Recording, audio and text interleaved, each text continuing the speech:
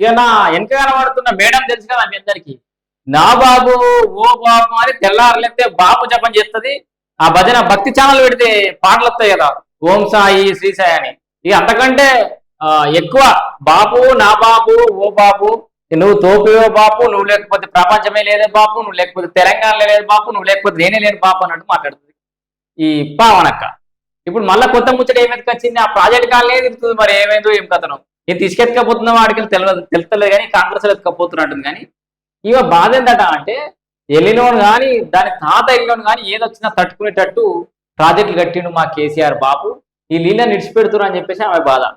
పాపం ఈమె ఏ క్లాస్ చదివిందో నాకైతే తెలియదు కానీ వీలైతే ఆమె ఎప్పుడు ఈడ ప్రాజెక్టుల నీళ్లు పోకుండా ఆపితే ఆ ప్రెజర్కు మొత్తం కూలిపోతాయి. ఉన్న కాడికి చిన్న పర్రె పెట్టిందో లేకపోతే కొంత కొన్ని పిల్లలు కుంగిపోతేనో నీళ్ళు ఇడిచిపెడితే ఏం కాదక్క, నీళ్ళు ఆపితే పగిలిపోతుంది డ్యామ్ అంతా.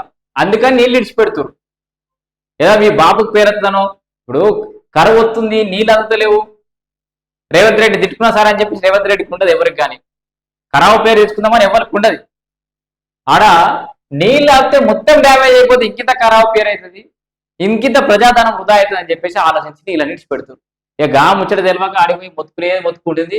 మరి కవితనన్న గిన్నిసార్లు బాపు బాపు అని కేసీఆర్ అన్నదో లేదో తెలియదు, ఈమె కూడా వీళ్ళ సొంత బాపును సొంత నాయన బాపు బాపు అన్నదో లేదో తెలియదు. కానీ కేసీఆర్ అయితే ఓ బాపు నా బాపు అని ఎప్పుడు ఇట్లా ఫోన్ పెడుతుంది, ఇక వీడియో తీస్తుంది. ఇక సో ఈమె ఫస్ట్ మీరు ఈ కాళేశ్వరం కాడికి పోయే ముందర కాన్వెంట్కి కోరి ఆ సంగతి ఏందో తెలుసుకోరి.